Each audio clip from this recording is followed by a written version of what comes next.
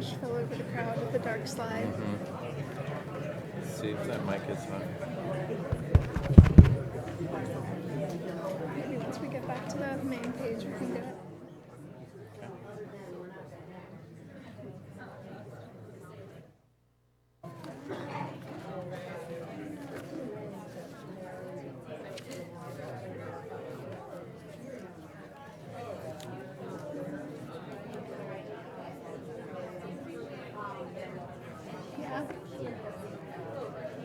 Welcome, everybody. We're going to get started. We're so happy to have you with us for the 6th Annual Food Justice Summit. My name is Sawyer Bailey. I'm the Executive Director of ADK Action, and I'm also the co-chair of the Adirondack Food System Network Steering Committee. And I'm Dylan Klepetar from the Adirondack Council, and I'm also the co-chair. Welcome. Thank you. Dylan and I are here to remind you today that there is no such thing as competitive advantage, that we must give the best of what we have to each other because we are solving problems that are bigger than us. This thing here, this food system, is a group project. And the food system we might inherit if we didn't treat it as such does not prioritize good health. It does not prioritize access to nutritious food, a robust agricultural economy, or the protection of nature. Our opportunity and our challenge has never been greater.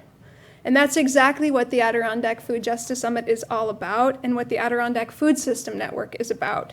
The network is the Adirondacks' own collaborative regional food council. It's housed at ADK Action, and it's led by multiple organizations working across the food system to understand what is a system-wide issue, to see gaps, to pursue realistic solutions, and create a resilient regional food system. It's taken hours upon hours of dedication from our 15-member steering committee to usher in a new strategic plan and a renewed sense of purpose and impact for this network. If you are a member of our steering committee, please stand up so we can recognize you for your efforts.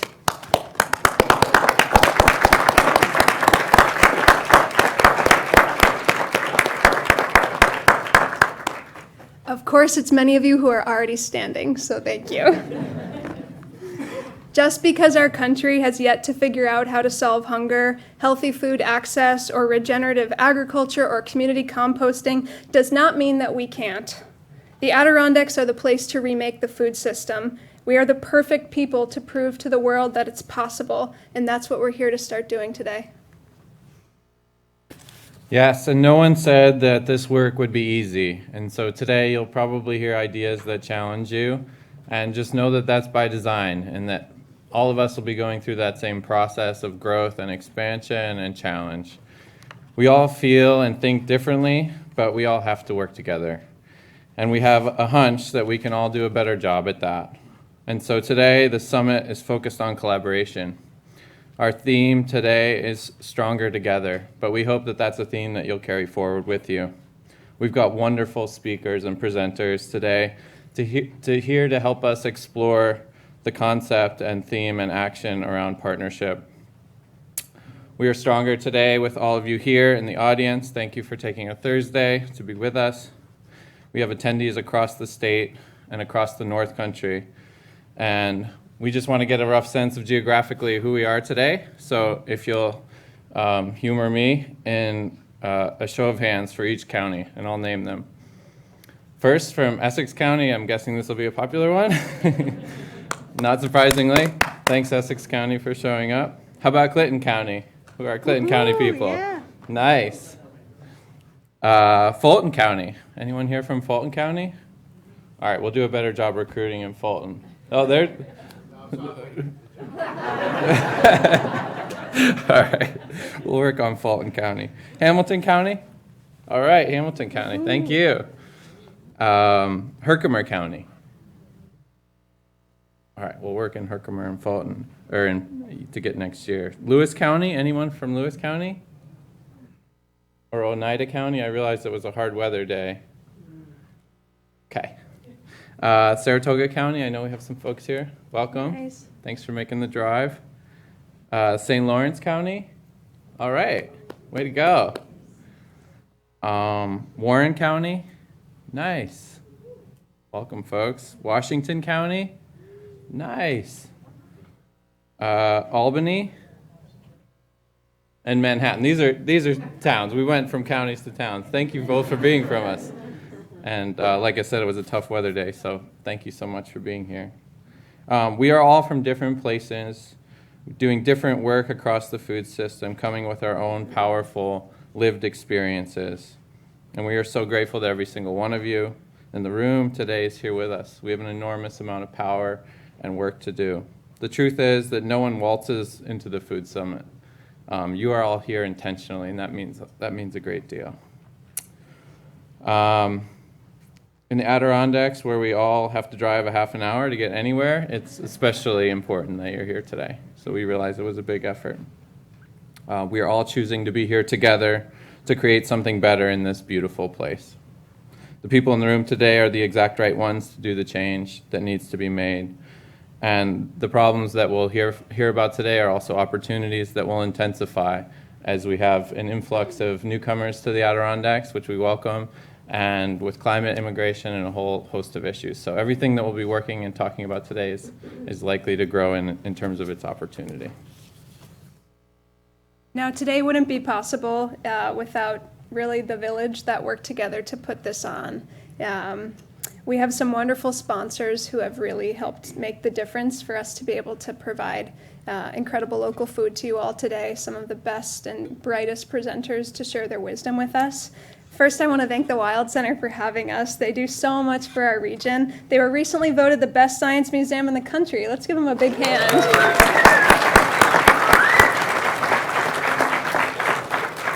We're so proud of them. I want to give a big thank you to our premier sponsor, Healthy Alliance, and I'm going to ask that we hold our applause moving forward because we've got an amazing team behind us. I don't want you clapping 35 times. Thank you to our champion sponsors, ADK Action, the Adirondack Council, Comfort Food Community, the Adirondack Foundation, Adirondack Harvest, and Cornell Cooperative Extension, Essex County, Reberock Farm, the Hotel Saranac, and Explore Franklin County. Thank you to our ally sponsors, the Adirondack Land Trust, Hudson Headwaters Health Network, the Health Network, and the New York Farm Bureau of Essex County. Thank you to our partner sponsors, the Adirondack Diversity Initiative and ANCA, John Brown Lives, Berkshire Farm Center and Services for Youth, Essex Food Hub, the Adirondack Health Institute, and the Crown Plaza Hotel in Lake Placid. And thank you to our friend sponsors, many of whom have offered amazing food that we'll be eating today. Thank you to Living 80K, North Country Creamery, Long Run Wealth, Inlet Area Task Force, Cornell Cooperative Extension, Washington County, Cornell Cooperative Extension, Warren County, Cornell Cooperative Extension, Herkimer County, Pitney Meadows Community Farm, Cray Garden, Compost for Good, North Point Community Farm, Blue Line Insurance, New Leaf Tree Syrup, St. Lawrence Valley Roasters, Canton Apples, One Steep at a Time, Farmstead Catering, and Echo Farm, and Lake Placid Bookstore Plus. And finally, thank you to the wonderful farmers whose food we will be sampling. And thank you to the attendees, those of you who opted to sponsor someone else's ticket. Thank you for making this an inclusive and delicious event. Let's give ourselves a round of applause.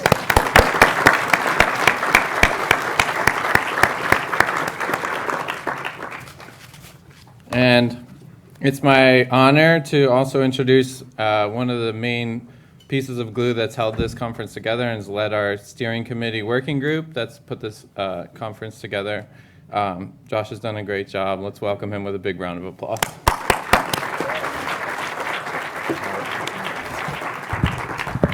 I'm the taller person here. Thank you, everybody, and I'm very excited that we're putting this on again. I'm going to be really quick and really fast, go over a few housekeeping things. First off, the agenda. If you didn't get an agenda after the keynote, please stop at the check-in. This has every piece of information you can need in it, including a map of the Wild Center. As presenters are talking, please use your best etiquette, turning off your cell phones. You shouldn't have, if you're not on the Wi-Fi, you probably don't have service, so that works to our favor in this point. But please take that into consideration. Lastly, in terms of physical layout of the space, we're in Flammer Auditorium. There'll be presentations in here today, as well as 3 other locations on the other side of the Great Hall. So reference your map. So the Naturalist Cabinet, if you're headed out into the exhibit, Naturalist Cabinet's going to be on the left of the circle. Climate Solutions exhibit in the center, and then Planet Adirondack. So depending on what session you choose, what future you're choosing for yourself, you're going to want to go to the right station. There are a handful of steering committee members around with name tags. I lost mine already, so but you can ask any of those folks where to head, or any Wild Center staff. Additionally, this year we're doing a book raffle. Brooks Lamb's book, For the Love of the Land, Lessons from Farmers Who Resist in Place. Right, at the end of our summit today, if you're here and you throw your name in that raffle vase on the table, we'll choose some names. We have about 25 copies. Is that 30 copies? Okay. This is my copy. This one's mine. So 30 copies. So for anybody who's still here, has the option to receive that. And we're very thankful to our Keynote for donating his honorarium at the end to purchase those books. And lastly, you're going to hear a lot of different things. A lot of inspiring, maybe things you disagree with, maybe challenges to the work you do, but it's our hope you take those challenges and make the work you all do better in wherever county you're coming from the border to the city, I'm sure there's some Western New York folks here as well, and really take that and help change the food system. And since this theme is all about collaboration, I'm going to transition now into the ultimate collaboration to make this happen, to the Wild Center. So I just want to introduce Stephanie Radcliffe, Executive Director here at the Wild Center, who's been leading this amazing museum and making the Adirondacks home to all of the work we do. So.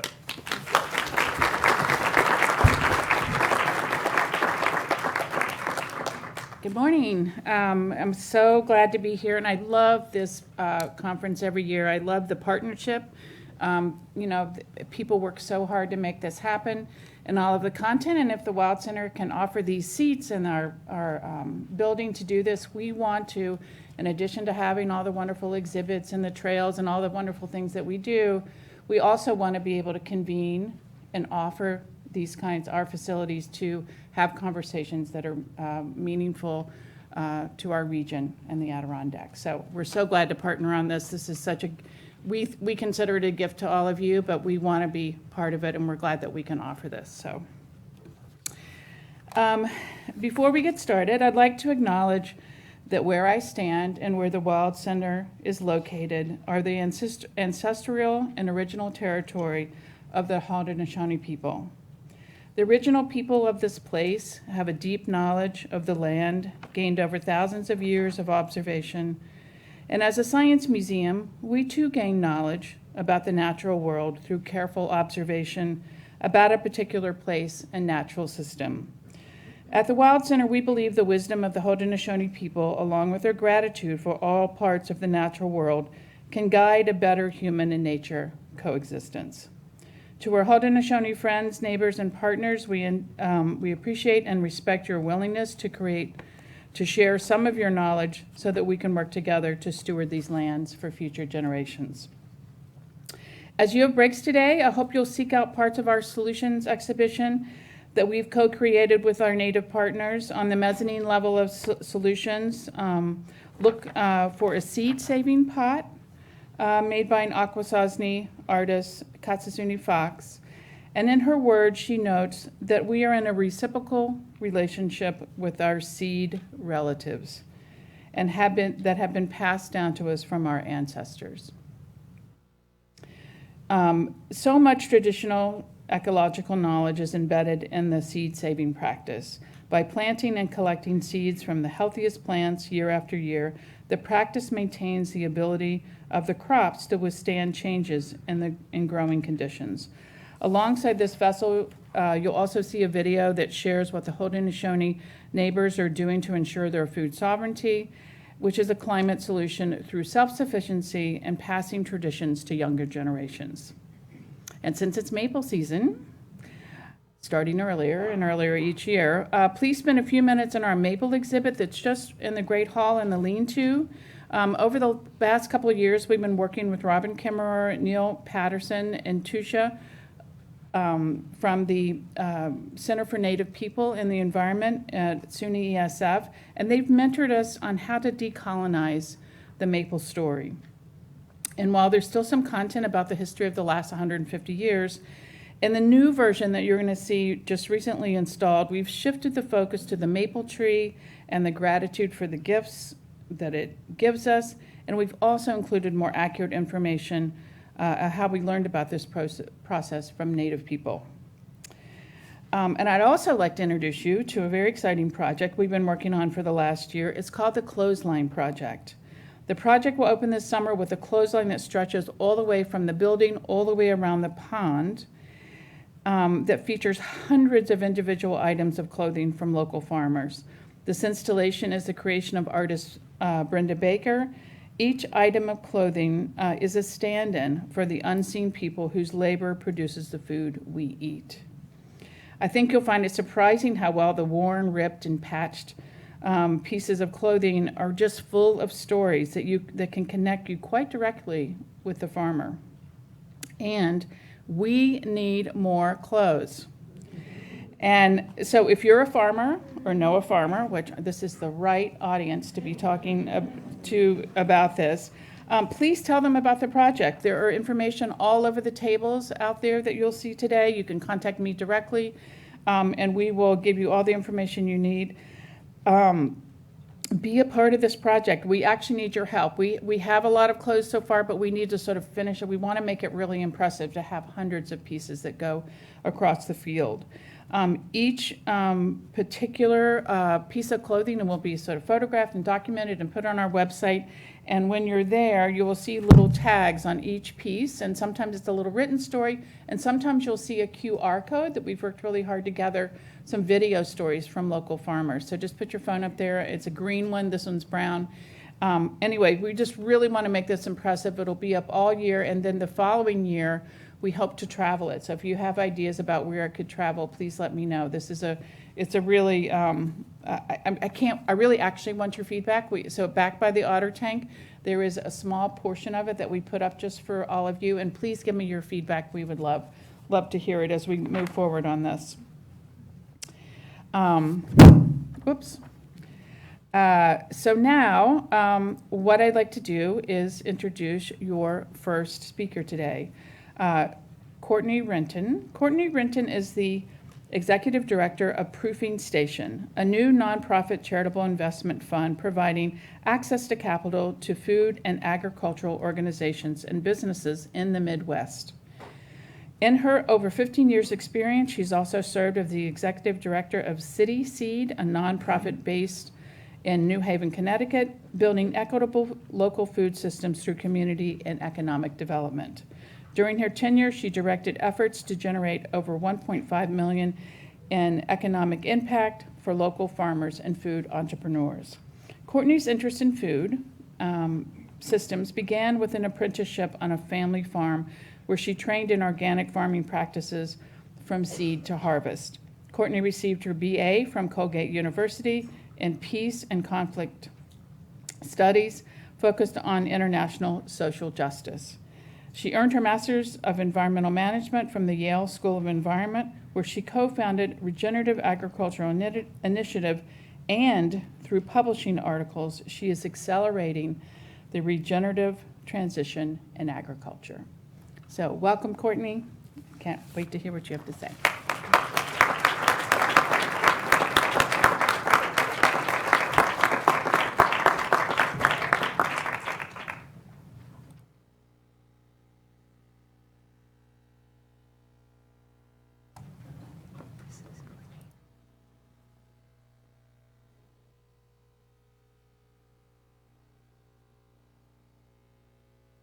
Thanks.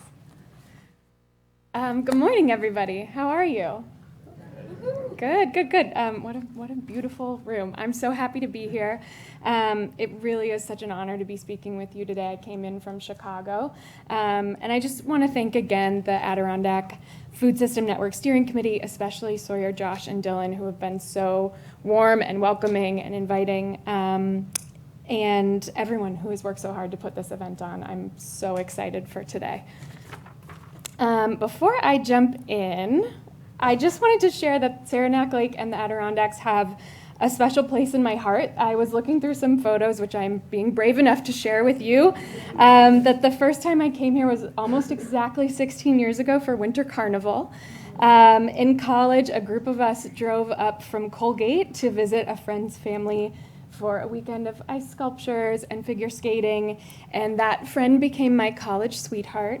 So I was lucky enough to visit many more times over the next few years, and I remember driving around to visit farms and pick up CSA shares and even come to the Wild Center.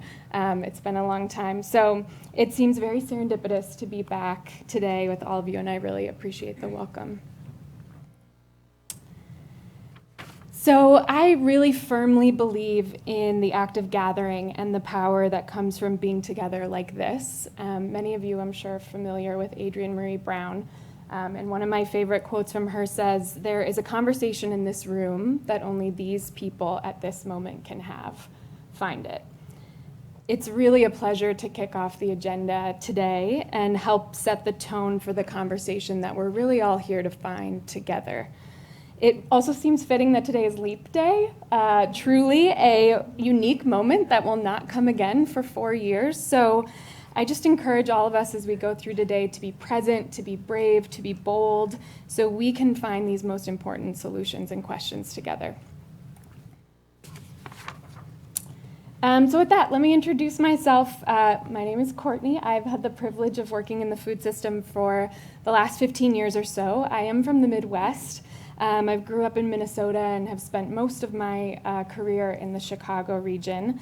And as mentioned, I'm currently the executive director of Proofing Station, which is a new nonprofit social impact fund focused on increasing access to capital in the Midwest to advance equity and sustainability in the region. But I'll tell you a little bit more about that later. Before now, I've had the chance to take on diverse roles across the nonprofit sector, academia, entrepreneurship, including policy, research, sustainability, fundraising, and more. But for me, the thread that has connected everything has been the goal of creating more equitable, resilient, and abundant food system for all people. That has really been the path that has guided me from apprenticing on an organic farm to running a national hunger relief program focused on rural America, to studying environmental management, and most recently to running a food systems nonprofit in New Haven called City Seed. A principle that has helped guide myself, my career, and the organizations that I've had the privilege to lead has been be clear about where you're going, but agnostic about how you get there. Put another way, know your values, but stay open to the process of reaching them. Looking backwards, it's really easy to see the path as linear. Your personal path, your career, maybe even your organization's history, one experience leading neatly to the next. But in reality, we all know it's so much messier than that. Each of our paths is really a network of relationships, internal and external influences, opportunities, and for me, a whole lot of luck too. This bent towards complexity has allowed me personally to work towards tackling intersectional issues with food systems, including food insecurity, climate change, biodiversity, international policy, and now financing and investing, which is a whole new frontier for me. It's allowed me to build a view of the whole system from multiple perspectives and leverage points within it.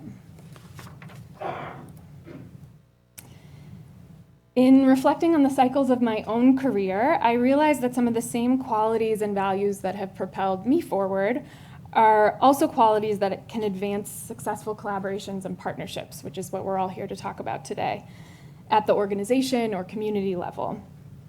For me, those qualities are really curiosity, reciprocity, and abundance.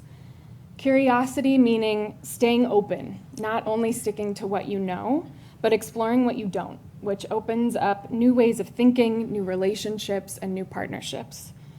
Reciprocity meaning a sense of belonging to each other and to the earth, of understanding what multiple people, partners, stakeholders need, and then showing up outside of ourselves and our organizations to make it happen. Again, what everyone here is doing today.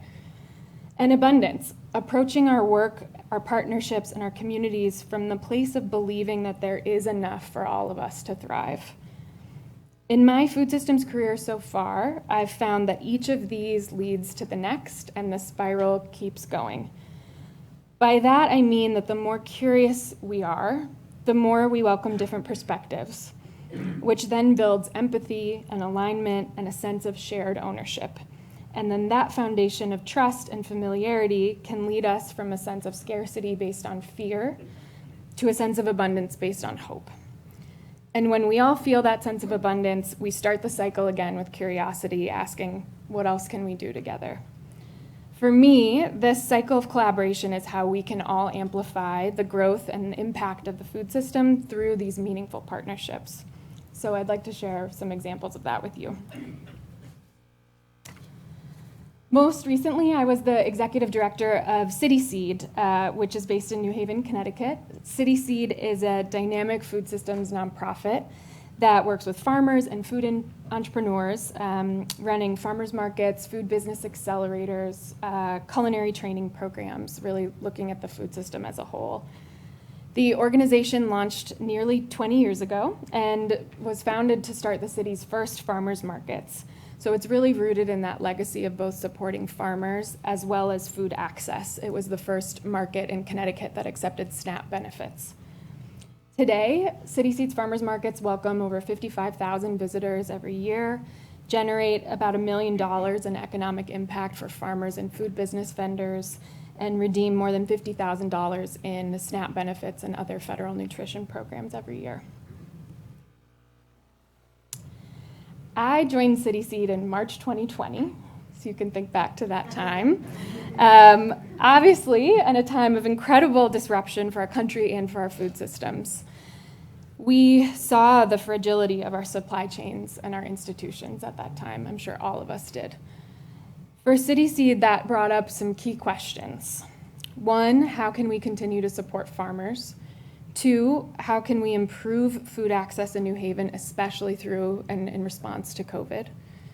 Three, where are there tensions between those two goals or perceived tensions? Four, how are we showing up in our communities as an organization? And five, how is equity embedded or not within our own organization? Each of those questions and the willingness to be curious about our own organization led us to new ways of thinking and ultimately new partnerships and collaborations over the next 3 to 4 years. One of the first changes that we made might sound simple or even a little bit boring, but it was a philosophical shift that unlocked so much potential for us as an organization. Previously, we had a director of farmers markets. That makes sense, right? Farmers markets were our biggest, our oldest programs, so we need a director of farmers markets. What we realized is that that structure and that mindset automatically committed us to a single solution. As farmers markets being the way that our organization worked with farmers and worked on food access issues. It didn't leave a lot of room for us to explore other initiatives, to work with farmers who weren't already a part of our network, or to work with neighbors and communities that didn't have a farmers market location already there. It boiled down to the question, are we a farmers market organization, or are we an organization that cares about sustainability, farmer livelihoods, and food access more broadly? Very different questions. So we changed our job description. We reshaped the role into what we call the Director of Agricultural Programs, with farmers markets still as a key component, but not the only one. And we also hired a farmer to fill this role. I know that sounds very small, but I really can't emphasize enough how much this change made a difference for our organization and the work that we did over the next 3 years. It invited new opportunities for collaboration and partnership for years to come. Like what, you might be asking? One of the questions that we grappled with most, especially in the wake of 2020, is how our organization could support more BIPOC farmers, more Black and brown farmers in the state of Connecticut. In Connecticut, as I'm sure here and across the country, this was not a simple question. The entire state of Connecticut only had a handful of Black-owned farms, especially due to centuries of systemic exclusion, land tenure policies, discriminatory lending. I'm sure we all are familiar with these factors. So just saying, hey, BIPOC farmers, come sell at our markets was really not solving the issue. That was not enough. So our Director of Agriculture, again, a farmer herself, engaged with the BIPOC farmer networks that were already in place in the state of Connecticut, and asked them what they needed and what City Seed could be doing for and with them. Again, really leading with curiosity. Through that process, we found out that many of the BIPOC farmers in Connecticut at the time were not able to access funding sources because they weren't established as LLCs or 501c3s. They didn't have that business structure or legal structure that allowed them to access especially Department of Agriculture grants at the time.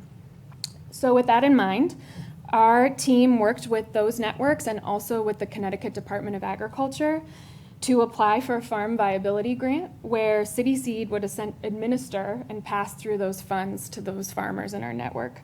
We were essentially using our staff time, our 501c3 status to harness those funds and redistribute them to people who wouldn't have been able to otherwise apply for them. Notice this has nothing to do with farmers markets. Many of the grant recipients had not been engaged with us previously. They were not vendors. Maybe they would become vendors in the future. Maybe they wouldn't. But it did have to do with our ultimate goal of building a more equitable, sustainable agricultural system in our state. So by leading with that curious and collaborative approach, we were able to unlock new resources, build new relationships that had benefits far beyond our own organization. Curiosity, reciprocity, abundance. I'm going to take you to a different part of my career now. So early in my career, I worked for Feeding America, which many of you might know. It's the national network of food banks based in Chicago. And as many of you know, I'm sure, there's this paradox in our country where rural counties, especially the places that produce the most food, often have higher rates of food insecurity. I'm guessing I'll learn more about that from you all today and what that looks like in the Adirondacks. So I oversaw a program at the time that was called Invest in Acre, which was really aimed at addressing rural hunger in the US by partnering with farmers and food banks and really agribusiness companies, big agribusiness companies. Essentially, a farmer would go to their local grain elevator. When they were selling their grain, they would be asked if they'd like to donate a portion of their grain to their local food bank. Kind of like when you go to the grocery store and they ask if you want to round up or give a donation at the cash register. Similar concept. What I loved about this role is that it got me to work directly with farmers. So I got to drive around Kansas in 104-degree heat in wheat fields. I got to spend time on the phone with farmers in Georgia and Maine and Wisconsin. I even got to meet Chris Soules, who some of you might know was the former TV's The Bachelor from Wisconsin. He was like the one farmer bachelor. It was a really big deal when he came to our office. That was a highlight. But in running that program, I also realized there were lots of things about it that weren't working. First, the program itself was really flawed. It confused a lot of farmers. They were like, am I actually donating grain? And if so, how are people going to eat it? Or is the value of the grain? It was really difficult for food banks to participate in.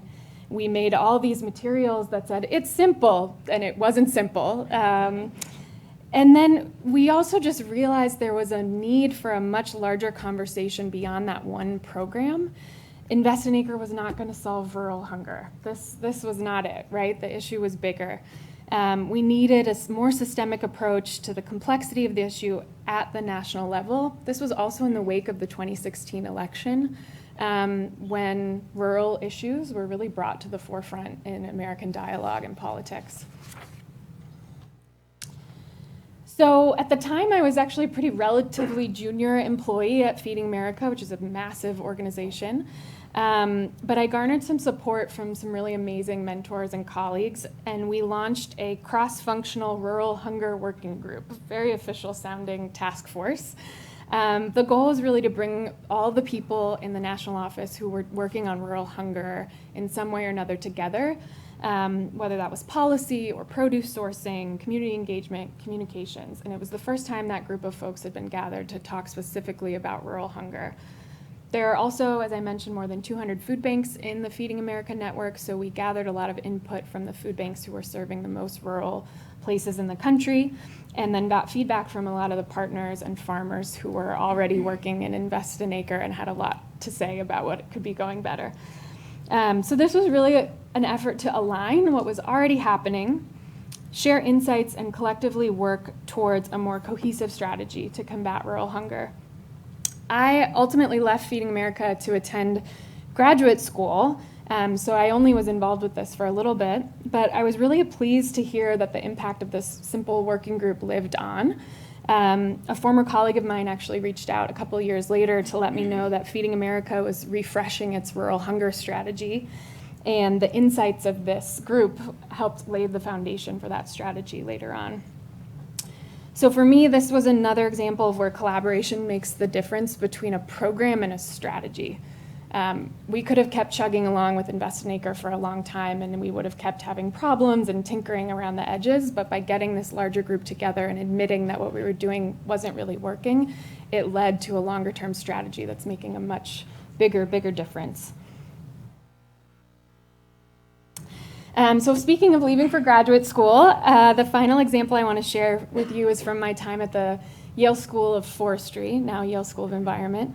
You are all really lucky to hear later from Stu DeQ, who is our afternoon keynote and one of my personal mentors and also plays a key role in this story. So I went back in 2017 to pursue a Master's of Environmental Management because I really wanted to understand more deeply the threat of climate change to agriculture, but also the opportunities for agriculture and for farmers to become more sustainable and resilient in the face of climate change. At the time, there wasn't really a specific food and agriculture track at the school, so I kind of strung together my own path of classes, soil science, agroforestry, accounting, public health, from across the school and across the university. And since there was no food-focused path, there also wasn't really a food-focused capstone at the time. So I was lucky to link up with a creative and proactive friend, Claire Lefebvre, who's actually now doing really amazing work just across the lake in Burlington at Native. She works on carbon and agriculture strategies. And she decided to build her own capstone focused on advancing and scaling regenerative agriculture practices across the US, and got support from Stu and from CBay to do that work. Claire knew that I was also on the hunt for a capstone project, and rather than sort of keeping it to herself, she decided to invite me in and another one of our colleagues, Katie, to join her. And so what started as a one-semester research project turned into a multi-year project that allowed us to talk to farmers and investors from all over the country. Together, we interviewed about 60 different stakeholders, including investors, farmers, food companies, and at the time, this was in 2020, uncovered 4 barriers to the widespread adoption of regenerative agriculture in the United States. At the time, those barriers were listed here. So insufficient farmer training programs, or funding for farmer training programs, and regionally specific models for transitioning, the expensive and inaccessible cost of farmland, which I'm sure we'll talk about today, nascent markets for regenerative products, and the crop insurance system, which is something many people told us not to touch, which can actually provide perverse incentives for maintaining conventional systems. So we published our research results in this 4-part article series back in 2020. And as students, we also saw the need for this to extend beyond our own research project, and that there really needed to be a long-term home for this research on regenerative agriculture at Yale, and also for students like us who were interested in this work and didn't really have a home for it. So we laid the groundwork for a new initiative at CBay with Stu's support. And fast forward 4 or 5 years, the Regenerative Agriculture Lab still exists and has now supported 4 student research projects led by 13 master's students, and there's 3 more projects currently underway this year. So in this sense, our literal curiosity around an academic question of how can we encourage regenerative projects at scale led us to building relationships across the industry that each one of us continue to use in our career today, to creating something for future students to take the work forward, and to sharing our findings far and wide for the industry to learn and build from. Claire and Katie and I still have our original WhatsApp group So we chat pretty frequently. They know I'm here. And we're just really proud that we built something lasting and that is still a platform for solutions for students. And in one of the pinch me surprise moments of my career, the research that the three of us did back in 2020 was actually cited by the New York Times a few years later in January 2023 regarding some of the current policy changes related to changing organics certifications. So we would just, yeah, our WhatsApp was going off that day, let's put it that way. All right, so that brings me to Proofing Station, which is my current role. As I mentioned, Proofing Station is a newly launched nonprofit impact investing fund that's focused on increasing access to capital, to advance equity, sustainability in Midwest food systems. The fund launched in August, which is also when I joined, so we're pretty fresh. I'm about 6 months in. And our inaugural fund is focused on the Midwest. Our goal is to deploy $25 million over the next 10 years into key market gaps that have been identified that will help advance these goals across the region. Why are we doing this work? The Midwest is really a special place. The same way that you all are talking about the Adirondacks is how I feel about the Midwest. Especially when it comes to food and farming. You know, the region is home to a real abundance of natural resources and also has this legacy as America's breadbasket in terms of feeding the country, feeding the world, being the center of food manufacturing in the US. But there is a huge need to diversify the Midwest food system, both in terms of its people and its production. The vast majority of food grown in the Midwest is corn and soy. And cities like Chicago, Minneapolis, Milwaukee, Indianapolis import the majority of our food. I was looking yesterday, I think Illinois imports 95% of the food consumed in the state despite being an agricultural powerhouse. So, you know, by creating access for more people, especially those who have been excluded by the market and by capital in the past, especially women, people of color, and first-generation farmers and food businesses, we believe we can also promote underinvested agricultural products in food markets and diversify the actual types of food that are being grown in the Midwest. By shifting from a literal monoculture to a polyculture, we can build economic resilience into the system. And so this for us is a long-term economic development strategy as well. As we've all seen and talked about already, we've seen the risks of COVID recovery and climate adaptation in our region, I'm sure here as well. Farmers and food producers have continued to be hit hard over the last few years by COVID and labor shortages and inflation, extreme drought and flooding. We saw the importance and the viability in the pandemic of regional food system resilience in the face of crisis. I think we can really use that time as a proxy for how our local and regional food systems can be a vibrant resource for the country and can rise to the occasion and can adapt in the face of crisis. And so we're really trying to kind of build and invest in that infrastructure now as a tool. So what are we going to be investing in? What is Proofing Station going to invest in?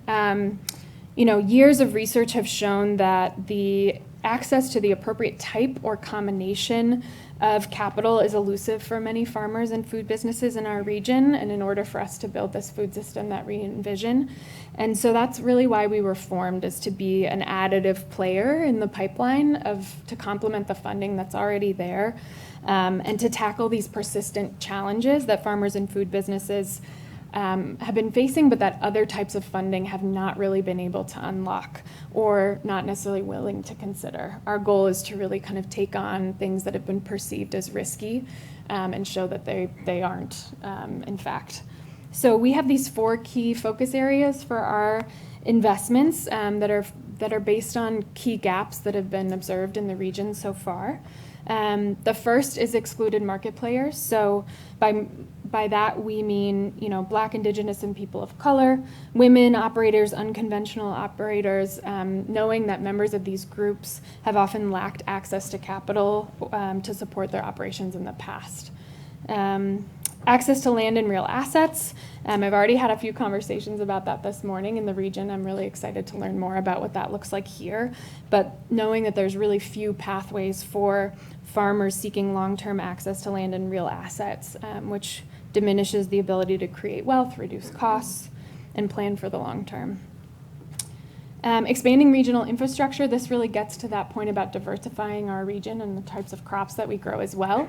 The Midwest is set up for corn and soy, and so as we diversify the types of crops that we grow in the region, we know that there's other infrastructure needed to help process, distribute, and aggregate those crops as well. So thinking about grain mills, freezing facilities, things like that.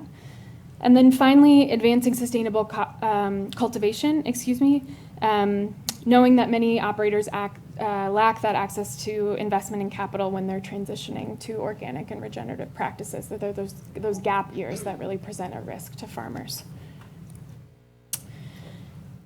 So I won't get into all of this, but just to give you a sense of what this looks like, these are our different investment considerations and the structure of the deals that we're hoping to make over the next 10 years. We have an open intake form on our website, so anyone actually can submit an application, which is pretty unusual. And then part of my role is building this network of sourcing partners. So other nonprofits, universities, extension offices, think about all of you in this room and who those folks are in the Midwest.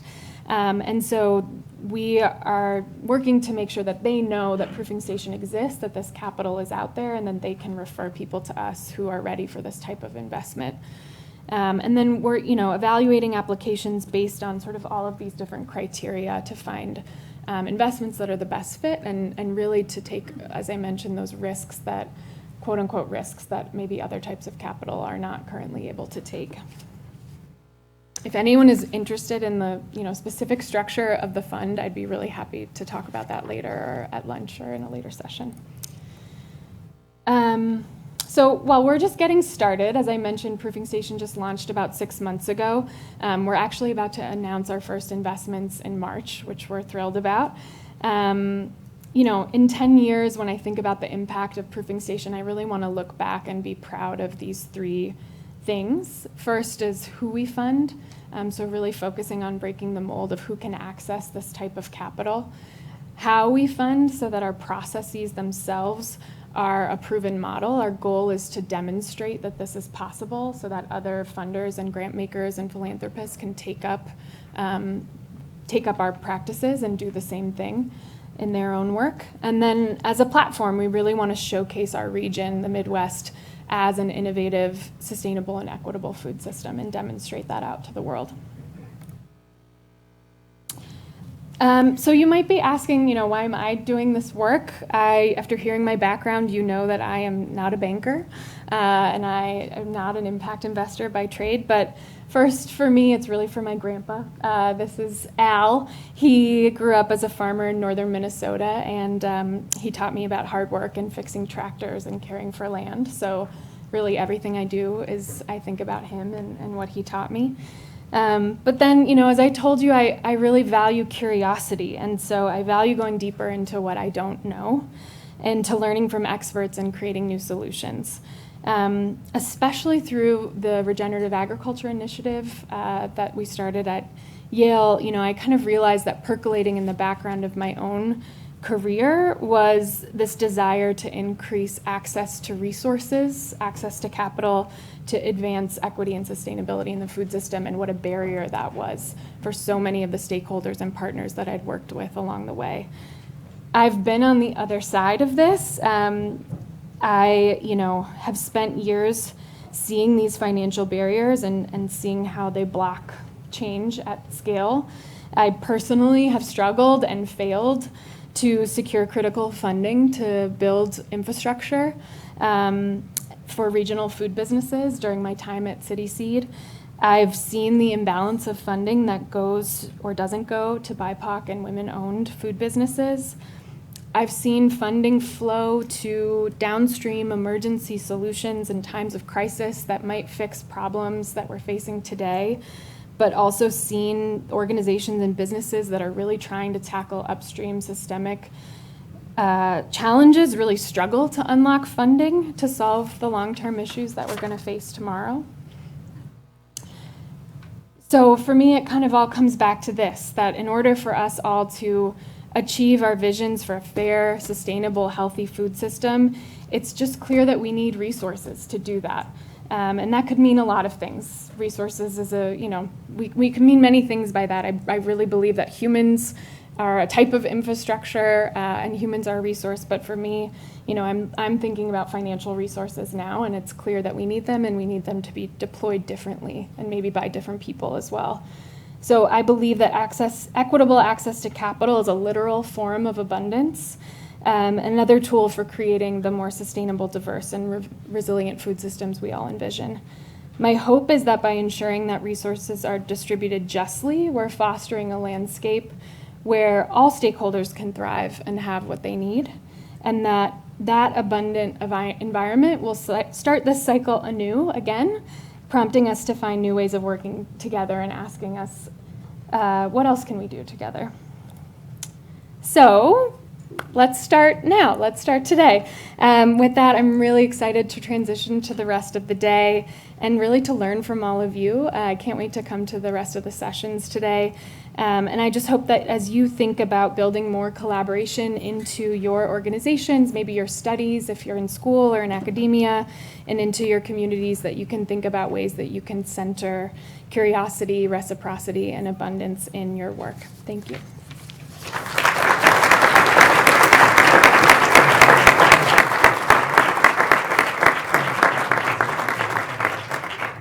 We can probably just sit right on. We'll grab a chair and. We're not blinded. I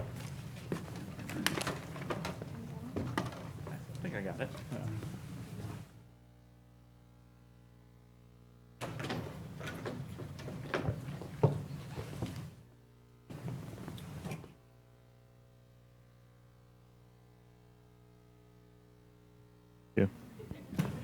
All right, thank you, Courtney. So we're going to do something a little bit different. The steering committee, in talking with Courtney, realized we wanted to go deeper on a few questions, and so she's going to partake in a little bit of an interview style, and I drew the lucky card, I guess, for this scenario. And it's great that the two Midwesterners probably here on the stage in the Adirondacks, so that's also a unique turn of events. Oh, we got one? Okay. So there we go. Okay, there's a few of us infiltrating. That's great to see. But we're going to do probably one question from the audience at some point, but I just want to remind folks, after lunch, Courtney has graciously offered to have a coffee-style conversation as one of the sessions, so you're welcome to pop in with whatever burning questions you have. And I believe it's the sessions right after lunch in the Climate Solutions exhibit. But you talk. I want to dive into some of our questions because I'm very selfish in this moment. And I appreciate the framing of curiosity, reciprocity, and abundance. And I'm very curious on this. A lot of us work in food banking and food charity, charitable donations aspects. There's got to be other models out there, and I think you presented one. So I'm curious on what other solutions, partnerships you wanted to offer along that vein. Yeah, so I spent a lot of time in the food banking world. I worked for the national office, but then I also worked at Chicago's food bank as well. So a lot of my introduction to food systems was from the lens of, we call it a bunch of things, right? Charitable food system or emergency food. And I credit that experience. I learned so much. I think I also saw some of the limits on it as well, both in terms of working with farmers, incorporating local food, and really that focus on emergency and how we define that. One thing that came up for me a lot when I was at City Seed, especially during COVID, we were not a charitable food organization. That wasn't our role, but especially during COVID, so many funders and other partners sort of asked us to be, why are you selling food? Why aren't you giving it away? Or maybe you should start a new food box program, or, we were getting a lot of, I think, pressure to enter that space during a time of crisis. And one thing we tried to focus on at that time is really thinking about kind of upstream and downstream and all the players in the ecosystem. So one, when we had funders come to us really interested in that space, I love referring funders to other people. I feel like talk about an abundance mindset. I don't like hoarding funders. So if someone comes to us and they're a better fit for another organization, that's my favorite call to make, because fundraising is really hard. And the more we can help each other, I think, that's a good thing. So one, we would sort of send people to the right place and give credit where it was due, that there was already an amazing network of food banks and pantries and folks working on that. But then we would also really try to kind of educate our donors and partners that our approach to food security was upstream, that the more jobs we could create, the more food entrepreneurs we could support who could build businesses in their communities and then employ people and then also source locally, that was our approach to food scarcity, to food access, to food insecurity. And so that hopefully those folks wouldn't need to access the charitable food system later on because we were giving them other opportunities upstream. And we did collect data. We had a network about 500 food entrepreneurs in Connecticut, and many of them, were low income or extremely low income. So maybe folks who would have needed to access that system. So we talked about that a lot. I think some people got it and some people didn't. We also got pressure a lot to, why isn't there a farmer's market in every neighborhood? And that was a complicated question. We did launch some new markets in new neighborhoods, but that was another place that we tried to kind of push back as markets as one strategy.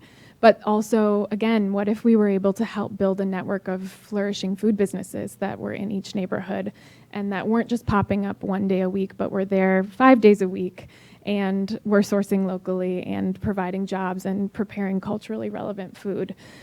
So we tried to kind of draw on our network of programs and different tools that were appropriate for each situation, and then use our work, in collaboration again with the amazing charitable food system partners that we did have in the community that were really there for the emergency part of the food system. So those are some thoughts there. Great, thank you. And just thinking about this idea of collaboration, right? It's this lofty goal, and we as a steering committee set that as a lofty goal and a lofty theme, and I think we often don't talk about the pitfalls and some of the examples of maybe there's some ways we haven't been collaborative, or there's this mentality of competition versus collaboration, right? Especially in the nonprofit sector. I wonder if you could say a little bit more around that realm. It's a big question, sorry. No. So much here. Before I was here, I was actually in Wisconsin at a retreat with a funder who brought their grantees together to learn from them. Amazing funder. Any funders in the room? You should do this. This was great. And we got to be really honest about this. And this was one of her questions, is like, I know sometimes as funders we encourage collaboration or require collaboration. How is that for you guys really on the ground? And there were so many chuckles in the room of I think it's easy to talk about, we should all collaborate more, an abundance mindset. I think all of us in the room know that it's really hard, and it's easier to kind of go it alone. And what's the proverb? If you want to go far, go. No, someone. If you want to go. Thank you. If you want to go fast, go along. If you want to go far, go together. I think that's really true. It just takes longer. I think you really have to build in time for an authentic, true, long-term collaboration that's built on trust from the beginning, to make sure that everyone is on the same page at the get-go about what your different organizations need and want out of it, what resources that you're bringing to the table. And I've seen this cut both ways. I think, the pessimistic side of you said, tell us stories about collaborations that have crashed and burned. I have many stories. And tell us about, ones that were successful, but I think it's the same side of the coin, is that it's trust either way. The examples that I have of collaborations that kind of didn't work out were the ones where you could look back to that first kickoff meeting, or that moment you were writing the grant together where actually people weren't very clear, or the opportunity wasn't made possible for people to really define what they needed and what they wanted and what they could give and expect out of that partnership. And so because that wasn't there from the beginning, a year or two later, once you're actually implementing the thing, those things just come out. So I think slowing down at the beginning and taking the time to actually level set and understand what everyone is needing and what's bringing them to that space, and then how you can share your resources to make it happen. You know, and again, on the flip side, when that does happen, I think that's when you can create something really special, because you've taken the time to build that trust. And then when issues come up, which they inevitably will, you have that authentic experience and relationship of working together, so that when you make that phone call of, oh my God, this thing just happened, or, you know, I'm trying to think, like, we're having this crisis, or, you know, some staff person left, or a storm blew through and ruined the farmer's market, or whatever it is, that you have those relationships that are built on sort of mutual trust and understanding beforehand. That's great. I was going to ask another question, but leaving it with trust seems to be a great point to stop. But I do want to turn it over. We have a few minutes, so if there's any burning questions from the audience, looks like we straight up, we'll get a mic over to you. If you can just speak into the mic, because this is being recorded, and that allows them to catch the audio. Yeah, sure. First off, good job losing that Minnesota accent. As a former Minnesotan who likes it here better. Where are you from? St. Paul. Oh, sure, yeah. Yeah, Yeah. good job. You betcha. You mentioned that Proofing has $25 million in which to work with. Where did that come from? How did you get your hands on $25 million? It's such a good question, and has been a real shift for me in terms of just having those resources available. So I was really fortunate before I walked through the door. Let me back up. Proofing Station is a new organization, newly launched, but so much credit due to the people who've been working to build it for the last couple years. So there's been a lot of resources and kind of noodling on what this should look like and be before I walked through the door. And that was really a mix of funders and other experts and other organizations working in the space who had been trying to fund those 4 barriers philanthropically, and realizing that over years and years and pouring resources in, they weren't really able to move the needle philanthropically on certain challenges that were really more business challenges, because a foundation couldn't actually invest in a farm, right, or a food business.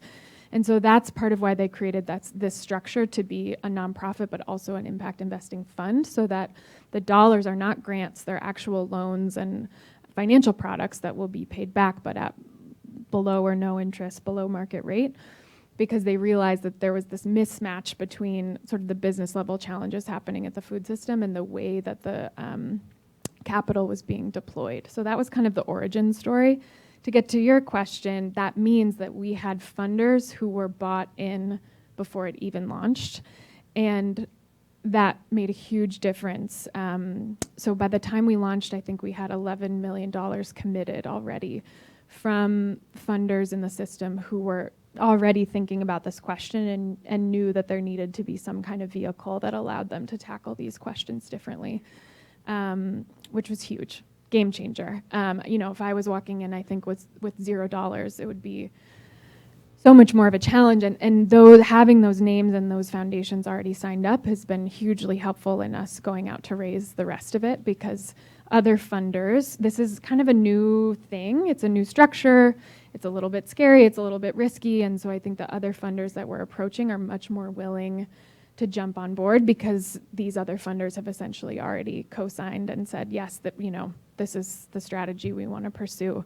So yeah, but that's part of my job for the next few years, is raising the rest of it. And I will say that it's getting harder, because that first wave already kind of got it, right? And so the second wave, I think it's taking more convincing, it's taking more, explaining our impact. I think once we have our first investments out the door, we'll have a lot more to show. This is the kind of thing that we're looking to do, and I think that's when we'll attract that next wave of capital. Yeah, good question. Thank you. I'm going to just take one more. We have like 2 minutes. I want to at least keep us on track. Yeah, Elizabeth, anyone over there?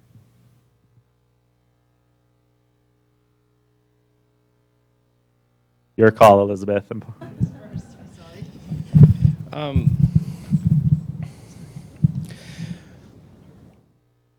You mentioned that the sorts of sustainable, diverse, equitable food systems projects that aren't being funded are because of like a prejudice that they might be more risky among like conventional finance. And I'm just curious, like what happens if the things that need to be done like are less profitable? Yeah, that's a great question. I think that's where we're trying to understand sort of the whole landscape of funding and what the most appropriate tools are for different types of investments. So sometimes, as I mentioned, we have an open intake form on our website. So we have received, I don't know the current number as of today, but let's say at least 50 applications so far. And we're really looking for the ones that are the right fit for what we're looking to do, that are within that scale, that are meeting our 4 interest areas. But part of my job is also, what does it mean if something's not a fit for us? What does a no mean?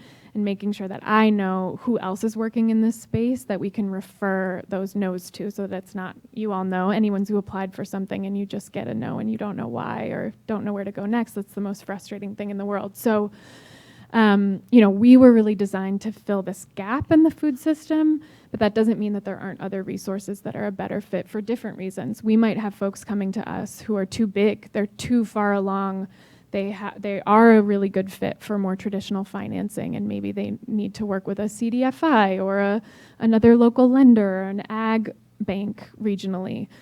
So we would make those referrals there. Maybe for somebody that's smaller and just getting started, there's all these amazing kind of accelerators that come with like a $20,000 grant, Kickstart grant, or so that might be a fit there. I think we're kind of right in that middle of like for folks who have gotten started, but they need that next push and they're ready for this burst of catalytic capital.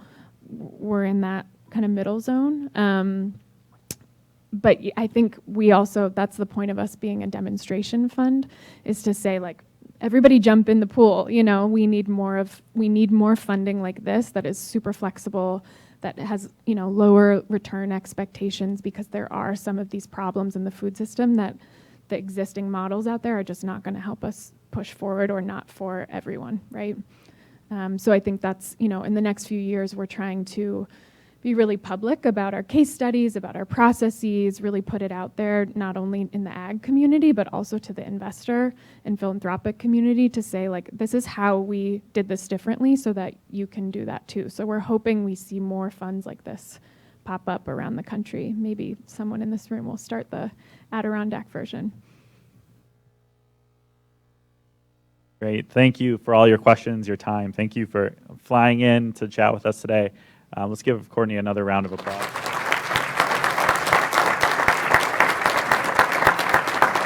And just a reminder, Cortney will be available at the 2 o'clock session in the climate solution. So if you have those burning questions, if you want to let her eat her lunch and then maybe during that session and do that. The next 4 sessions all begin at 4:30 based on your choices. There's one, or 10:30, I'm sorry. I was in my mind, I'm like, oh, we're done. No, we're not. We got a lot more to do. 10:30 in Flammer here, the 3 other sites. For context, gender-neutral bathrooms are across the Great Hall as well, and water, and there will be coffee and tea out the rest of the day because we all need coffee today to go through these conversations. But thank you all again. If you have any questions, let us know.